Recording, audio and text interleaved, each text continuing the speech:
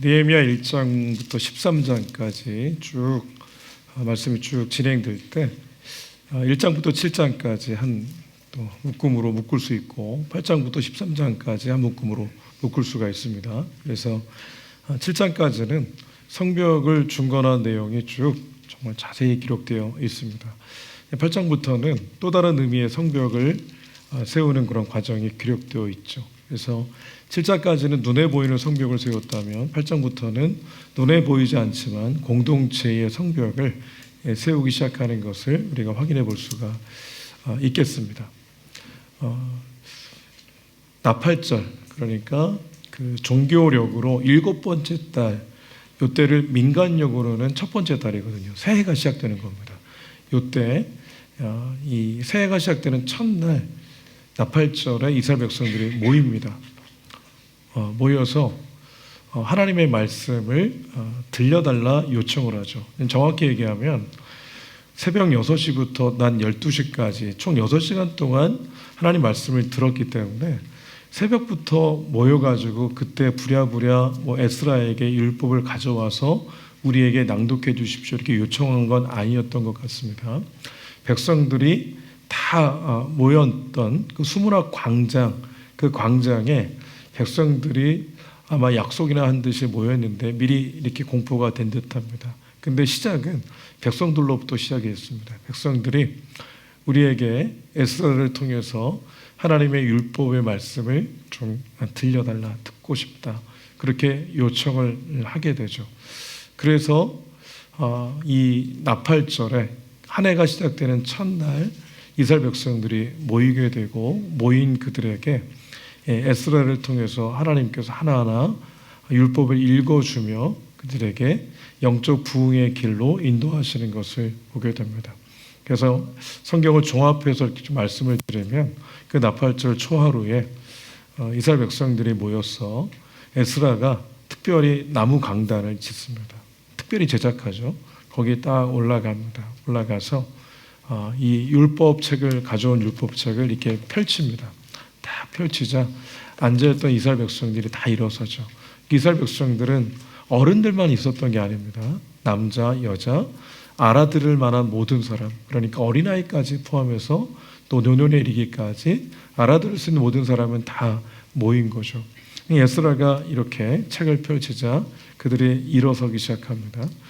일어서 있는 그들의 성경을 읽기 전에, 율법을 낭독하기 전에 에스라가 위대하신 하나님을 송축합니다. 그때 백성들이 손을 들죠. 그래서 아멘 아멘 합니다.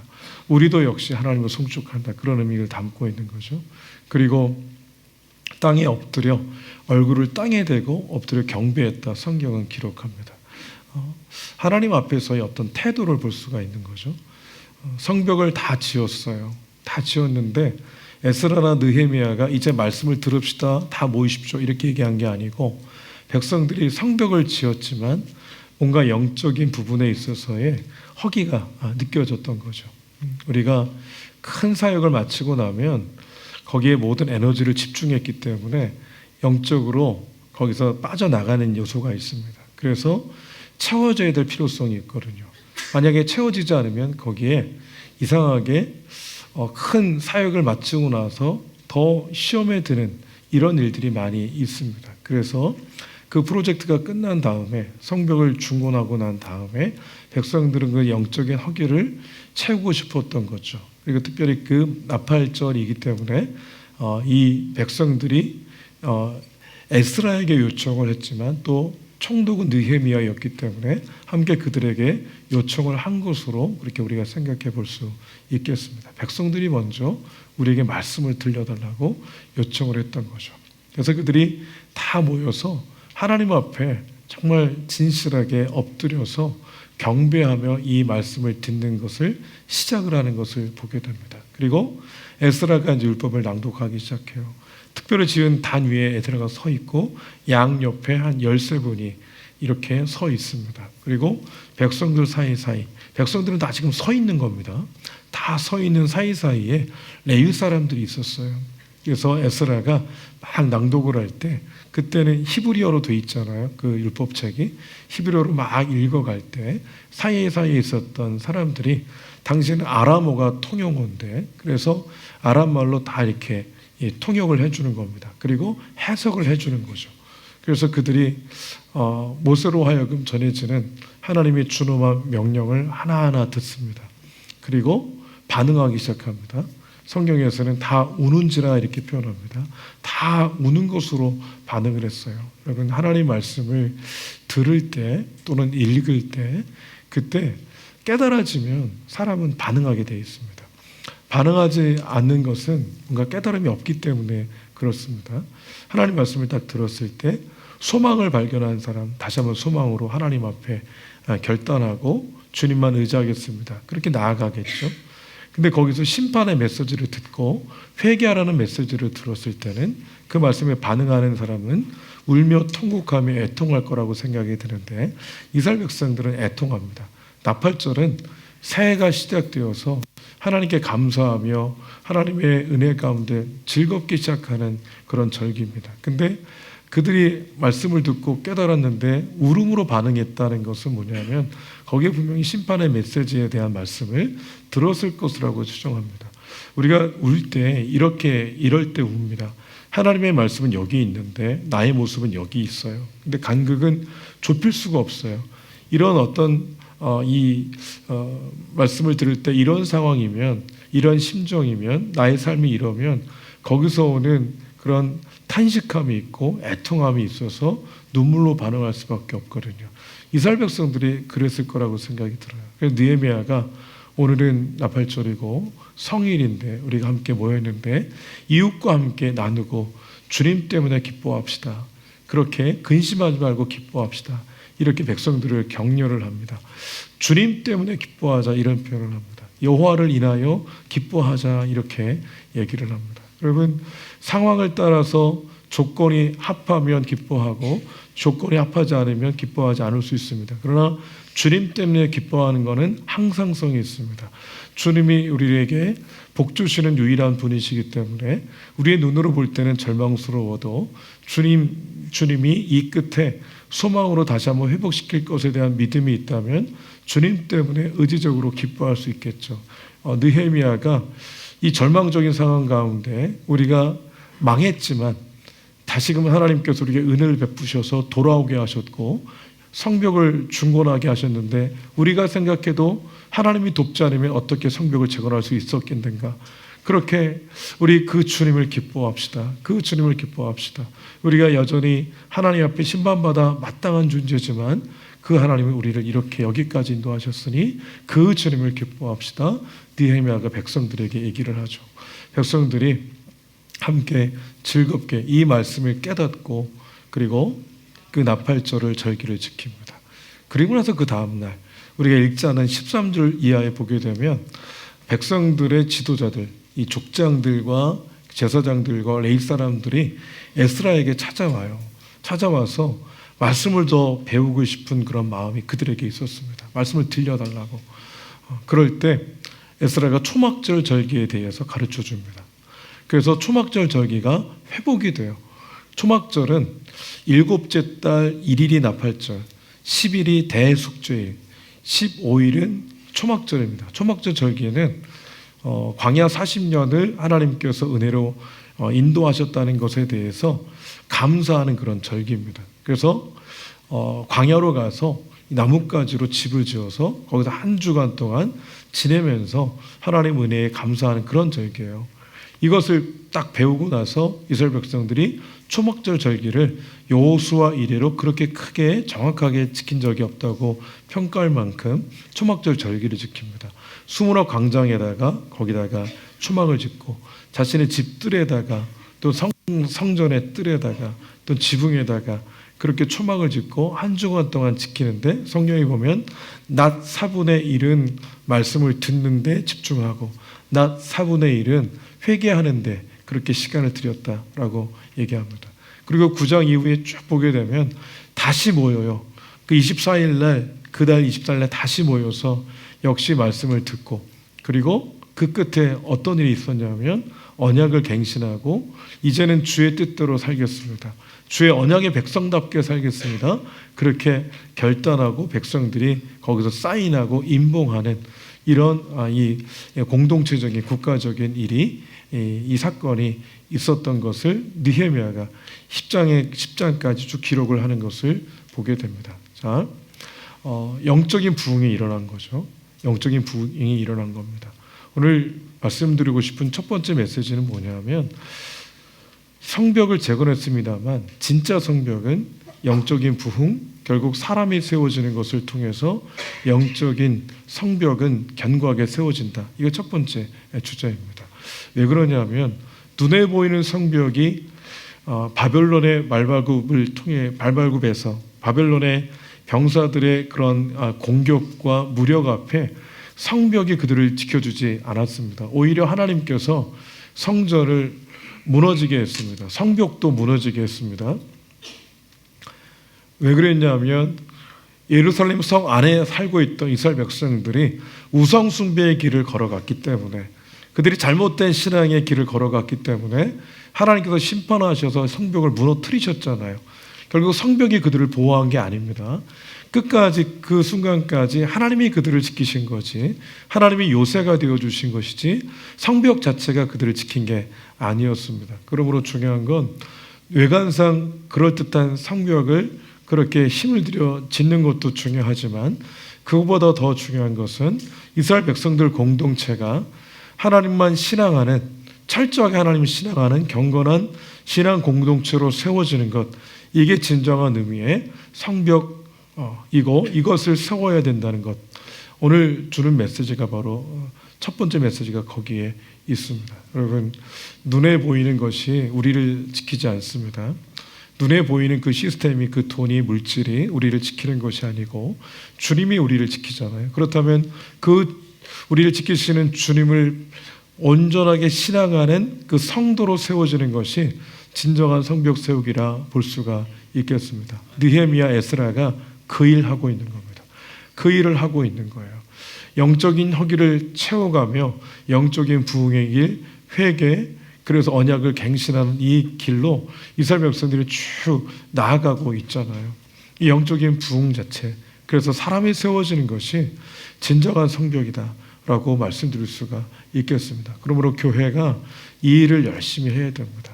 여러 가지 시스템도 잘 갖춰야 되겠고, 또 재정 수입도 많아야 되겠고, 여러 가지 사역 프로그램도 잘 우리가 만들어서 그렇게 사역도 해야 되겠지만 근본적으로 영혼이 건강하게 세워지지 않고는 그 모든 것들은 어느 순간 갑자기 바람 불면 날아가 버릴 것이 분명합니다. 하나님 앞에 하나님만 신앙하는 건강한 신앙인으로 세워지는 이 일을 교회가 힘써야 된다는 것을 다시 한번 깨닫습니다. 두 번째 메시지는요, 결국 이스라엘 백성들이 영적으로 부흥하고 그들이 건강하게 세워지는 그것이 진정한 그 성벽이라면 어디로부터 시작되었는가? 이게 중요합니다. 말씀으로부터 시작됐습니다. 결국 말씀 부흥이 곧 영적 부흥이고 그것을 통해 영혼은 단단한 견고한 성벽과 같이 세워지고 공동체가 세워진다는 겁니다. 말씀으로부터 시작됐다는 것을 우리가 주목을 해야 됩니다. 생각해 보십시오. 에스라가 강단에 서서 성경을 펼쳤어요. 그랬더니 백성들이 다 일어섭니다. 그리고 송축하자 그들이 아멘 아멘 하면서 엎드려 하나님을 경배합니다. 그리고 서서 6시간 동안 말씀을 들어요.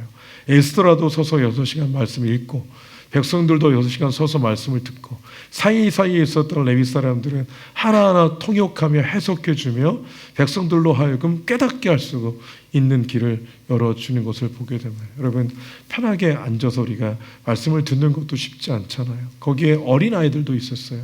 우리가 10월 달에 사경회를 했습니다만 사경회를 할 때 어린아이들도 많이 오는 것이 성경적이라는 것을 깨달을 수 있어요. 알아들을 수 있는 모든 아이들. 여러분, 영적인 존재는 영적인 그 말씀 다 알아들을 수 있습니다. 못 알아들을 거라고 하는 거는 우리 생각이잖아요. 그래서 사경회가 있을 때나 이렇게 예배가 있을 때나 집회가 있을 때 어린아이들도 와서 다 알아들을 수 있는 그 아이들이 와서 말씀을 들을 수 있도록 하는 것이 굉장히 중요합니다. 우리만 세워지는 게 아니라 그들도 하나님 앞에서 세워져야 될 영혼이라면 그렇게 당연히 해야죠. 여러분, 학원 보내는 거, 공부시키는 거, 피곤하니까 좀 쉬게 하는 거 다 의미가 있죠. 그렇지만 말씀을 들으면, 말씀을 듣고 깨달으면 그 모든 것들을 이길 만한 힘도 있고 능도 지혜도 생기는 법입니다. 그러므로 우리도 역시 그렇고 우리 자녀들도 그렇고 지속적으로 말씀을 듣는 것에 계속해서 밀어 넣어야 됩니다. 제가 백운산 기도원에 다녀왔습니다. 백운산에 기도원은 없습니다만 기도원 같은 호텔이 있어요. 아무도 없어요. 아무도 없고 그냥 저만 있어요. 직원하고. 거기에 2박 3일 동안 다녀왔는데 아침 조식은 일반적으로 조식 그러면 이렇게 뷔페잖아요. 근데 딱 타우찬 딱 저만 먹을 수 있게 딱 나왔는데 제가 약간 먹기가 좀 어려운 그런 이렇게 음식이 딱 나왔습니다. 배고파서 다 먹고 그리고 점심과 저녁은 가져간 이 행정실에서 싸준 이 육개장, 사발면을 이제 아무리 좋아도 한 3일 먹으니까 좀 질리는데 점심과 저녁은 그렇게 먹었습니다. 하루 종일 뭐 했냐면 때로는 걷고 때로는 성경 읽고 때로는 말씀을 듣고 이렇게 때로는 기도하고 2박 3일을 보내는데요. 하나님과 저와의 만남이죠. 특별히 말씀을 통한 만남입니다. 그것이 주는 의미가 굉장히 강합니다. 여러분, 사람은 말씀 앞에 계속해서 서는 연습을 해야 됩니다. 그래야 내가 보여요. 그리고 여러분도 여러분 스스로 말씀을 계속해서 대면하려고 할 때 주님을 만남으로 우리 영혼의 모습이 민낯이 보이기 시작하는 겁니다.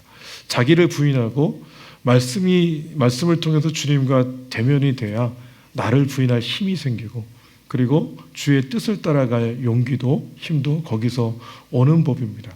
말씀 없이 자기를 부인하는 사람은 아무도 없어요. 말씀을 통해 내 모습이 깨달아지니까 나를 부인하고 내 안에 주님을 계속해서 의지해 갈 수밖에 없는 거죠. 마가복음 14장 61절을 한번 열어주시겠습니까? 제가 말씀을 쭉 읽다가 마가복음 14장 61절 2절 늘 알았지만 저 말씀이 더 제게 은혜가 됐습니다. 61절 읽어볼까요? 시작. 침묵하고 아무 대답도 아니하시거늘 대제사장이 다시 물어 이르되 내가 찬송받을 이의 아들 그리스도냐. 아멘. 예수님께서 붙잡히시고 대제사장의 집에서 신문당하실 때 대제사장이 물어봐요. 왜 물어봤냐 하면 증인들이 많이 왔지만 서로 엇갈리는 거예요. 그러니까 증인으로서 효력이 없어요. 그러니까 직접 물어보는 거죠. 네가 정말 찬송받을 이 하나님의 아들 그리스도 구원자냐 이렇게 직접적으로 물어봅니다. 예수님이 대답하시죠. 62절 시작. 예수께서 이르시되 내가 그니라 인자가 권능자의 우편에 앉은 것과 하늘 구름을 타고 오는 것을 너희가 보리라 하시니 아멘. 예수님 대답해요. 내가 그다. 그냥 주저할 필요 없이 주님이 직접적으로 얘기합니다. 그 전까지는 침묵을 하셨어요. 왜냐하면 대답할 게 전혀 없었거든요. 근데 정직하게 대답할 순간이 찾아온 겁니다. 내가 찬송받을 그 하나님의 아들 그리스도냐 물어봤을 때 주님은 정확하게 내가 바로 그다 대답을 하죠. 주님이 살리기 위해서 죽는 길을 선택하시는 것을 보게 됩니다. 15장 15절도 한번 읽어보실까요? 읽겠습니다. 시작. 빌라도가 무리에게 만족을 주고자 하여 바라바는 놓아주고 예수는 책찍질하고 십자가에 못 박히게 넘겨주니라. 아멘. 빌라도가 무리에게 만족을 주기 위해서 예수님을 죽는데 내어주는 것을 보게 됩니다. 빌라도는 스스로 예수님은 죄가 없다고 생각했어요. 근데 정치적인 선택을 하는 거죠. 그래서 모면을 하게 됩니다. 예수님은 직면하고 빌라도는 모면을 하는데 제가 저 말씀을 쭉 읽다가 제 자신을 이제 많이 말씀을 통해 보기 시작했습니다. 묵상하기 시작했습니다. 목사지만 관계가 깨질까 하지 못할 이 말을 못하는 경우는 없는지 하나님은 계속해서 설교할 때 이 말을 하라고 하는데 제 스스로 혹시라도 그러다가 저한테 돌을 던지는 성도가 있으면 어떡하나 이 걱정이 돼서 설교를 할 때 빼버린 내용은 없었는지 직언을 해야 되는데 직언하지 못하고 돌려 말한 적은 없는지 하나님 앞에 제 모습을 많이 들여다봤습니다. 특별히 무리에게 만족을 주고자 결국 정치적인 이해타산에 맞게 계산을 해서 빌라도는 철저하게 정치적인 선택을 하게 되는데 저 역시 그런 선택을 함으로 이 목양을 한 적은 없는지를 많이 돌아보게 됩니다. 여러분, 우리는 우리 스스로 자꾸만 내버려 두면 의로운 줄 압니다. 그래서 내가 잘 가고 있다고 착각을 할 때가 많고 내가 좀 괜찮다고 착각을 할 때가 많아요. 그래서 하나님 말씀을 계속해서 우리가 묵상을 해야 되는 이유는, 나 이거 다 아는데 또 읽어야 되는 이유는, 들었는데 또 들어야 되는 이유는 저와 여러분의 모습이 그렇다니까요. 그래서 하나님 말씀을 계속 대면하면서 나 자신을 계속해서 말씀이 비치니까 비춰줘야 그래 그때서야 비로소 발견을 하게 되는 거야. 내가 그랬구나. 내가 그때 그분에게 그 상처를 주었구나. 그때 이게 보이기 시작하는 거죠. 그래서 회개하게 되고 돌이키게 되는 법입니다. 누가복음 24장에 엠마오로 가는 두 제자가 있었어요. 엠마오로 쭉 갈 때 예수님이 부활하신 예수님이 함께 했습니다. 엠마오까지 다 쫓아가는 동안에 예수님이 여러 이야기를 말씀을 해 주셨어요. 엠마오로 도착했을 때 예수님이 그 부활한 예수님을 기다리지 못하고 엠마오를 향해서 자기가 갈 길을 걸어갔던 그들을 끝까지 동행해 주신 예수님이 그 마지막에 그 엠마오에 딱 도착했을 때 그들에게 구약의 선지자를 통해서 예수님의 고난과 부활에 대해서 예언한 그 예언의 말씀을 하나하나 풀어주기 시작합니다. 그리고 나서 떡을 떼어서 그들에게 주시죠. 그때 그들의 눈이 밝아집니다. 그래서 부활하신 예수님인 걸 그때 깨닫기 시작해요. 그리고 나서 서로 얘기하는 거예요. 말씀을 길에서 풀어줄 때 우리의 가슴이 뜨겁지 않았냐. 그래서 그분이 바로 우리가 동행한 그분이 몰랐는데 부활하신 예수님이구나 라는 것을 그때 깨닫습니다. 예수님이 말씀을 풀어주실 때 그들이 뜨거워졌고 눈이 열린 겁니다. 그래서 그들은 그 즉시로 엠마오가 그들의 예수님이 죽었다고 생각하고 예수님께는 더 이상 소망이 없다고 판단해서 엠마오로 갔던 그들이 다시 돌이켜서 예루살렘으로 돌아가는 것을 보게 됩니다. 인생의 길에서 인생의 행로가 바뀌는 지점이 있는데 말씀을 듣고 깨달으면 인생의 행로가 바뀔 때가 있습니다. 잘못 가고 있구나 내가 그것을 깨달을 때가 있는 거죠. 모든 것은 다 말씀으로부터 시작이 됩니다. 그러므로 진정한 부흥은 감정적인 부흥이 아니고 철저하게 돌이키는 그 진정한 부흥의 역사는 말씀의 부흥이다. 그러므로 여러분 하나님의 말씀을 사모하시고 말씀을 선포하는 자리를 사모하시고 개인적으로 말씀을 읽으시고 묵상하시고 잘 깨달아지지 못할 때는 물어보시고 그래도 해결이 안 될 때는 요즘 얼마나 버전이 많아요. 쉬운 성경도 있고 현대인의 성경도 있고 세번역 성경도 있고 영어 성경, 중국어 성경 너무나 다양하잖아요. 주석도 있고 실제로 해설해주는 인터넷 그런 채널도 얼마나 많이 있습니까? 우리가 어려워서 깨닫지 못하겠다고 하는 것은 어찌 보면 거짓말일 수 있습니다. 하나님 말씀을 사모하십시오. 그 말씀을 깨닫기 시작하면 영적인 스파크가 일어나게 되고 우리가 변화되게 되어 있습니다. 돌이키게 되어 있습니다. 하나님 앞에 우리는 그 길을 걸어가야 됩니다. 세 번째로 드리고 싶은 메시지는 이 길 끝에 하나님 나라가 있다는 겁니다. 이스라엘 백성들이 딱 거기서 멈췄어요. 그래서 성벽 재건하고 영적으로 부흥했습니다. 거기서 딱 멈추면 안 되는 거예요. 왜 그러냐면 그 너머에 하나님 나라가 있기 때문입니다. 신약에 넘어와서 제가 설명을 드리죠. 사도행전 1장에 예수님이 부활하시고 40일 동안 세상에 계셨어요. 세상에 계실 동안 뭐 하셨냐면 제자들에게 하나님 나라에 대해서 말씀하셨어요. 그리고 승천하시기 전에 성령이 너희에게 임하시면 너희가 권능을 받고 예루살렘과 온 유대와 사마리아와 땅끝까지 이르러 내 증인이 되리라 하시니라 말씀하셨어요. 그러니까 내가 하나님 나라의 일을 너희에게 얘기했는데 이제 잠시 뒤면 성령이 올 거고 너희가 권능을 받아 이제 증인이 되면 너희가 이 하나님 나라 이 완성을 향해 달려가야 된다. 이 메시지를 주신 겁니다. 그리고 사도행전 2장이 뭐가 임했습니까? 성령이 임했어요. 3장부터 뭐가 세웠죠? 교회가 세워졌어요. 예루살렘 교회가 세워진 겁니다.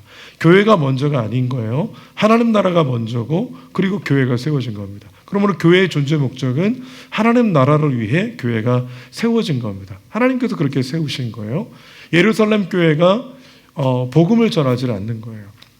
어떤 일이 일어났습니까? 순교가 일어났어요. 박해가 일어났습니다. 하나님께서 흩어버리셨어요. 흩어진 자들이 뭐였습니까? 복음을 전했어요. 그래서 세워진 교회가 뭡니까? 안디옥 교회예요. 안디옥 교회를 통해서 하나님 뭐 하셨어요? 세계 선교를 이루셨어요. 그러니까 교회는 하나님 나라를 위해 하나님 세우신 겁니다. 교회가 만약에 영적으로 부흥되어서 하나님 나라를 향해 달려가지 않으면 교회는 뭐가 되냐면 예수 동호회가 됩니다. 예수 클럽 되는 거예요. 클럽 하우스 되는 겁니다. 그러면 결국은 하나님께서 흩어버리세요. 다 흩어버리시는 겁니다. 아무리 큰 교회라고 할지라도 본질적으로 하나님 나라를 위해 달려가지 않는 교회는 하나님 버릴 수 있습니다. 내일 없어져도 이상하지 않아요. 하나님 그렇게 하실 수 있는 분입니다. 중요한 건 오늘 저와 여러분이 영적으로 말씀으로 인해 부흥되어서 단단한 성경과 같은 공동체, 단단한 성경과 같은 영혼 되어서 하나님 나라를 향해 끊임없이 함께 달려가는 그런 성도, 그런 공동체가 되어야 된다라고 말씀을 정리할 수 있겠습니다. 여러분, 하나님 앞에서 저는 우리 교회가 그런 교회가 되었으면 좋겠어요. 올 한 해를 개인적으로 돌아보시며 이제 12월 내년을 준비하시면서 내가 얼마나 하나님 나라를 생각했고 하나님 나라를 위해서 달려왔는가. 하나님 나라는 다른 게 아닙니다. 하나님 통치하는 걸 얘기합니다. 그러니까 보냄받은 내가, 제자들이 보냄받은 것처럼 보냄받은 내가 보냄받은 그곳에서 하나님의 통치와 다스림이 있는 그런 공동체, 그런 영혼, 그리고 그런 곳이 되길 위해 얼마나 기도했고 전도했고 그리고 몸부림쳐 왔는가, 얼마나 많은 물질을 그렇게 사용했는가, 우리 스스로 돌아보아야 됩니다. 교회는 하나님 나라를 향해 끊임없이 힘들어도 걸어갈 수 있어야 공동체의 그 건강함을 상실하지 않을 수 있는 법입니다. 오늘 말씀을 정리합니다. 우리 교회가, 그리고 저와 여러분이 이 말씀으로 우리의 심령이 부흥되어서 하나님 나라를 향해 달려가는 성도요 교회가 되기를 주의 이름으로 축복합니다. 아멘. 기도하겠습니다.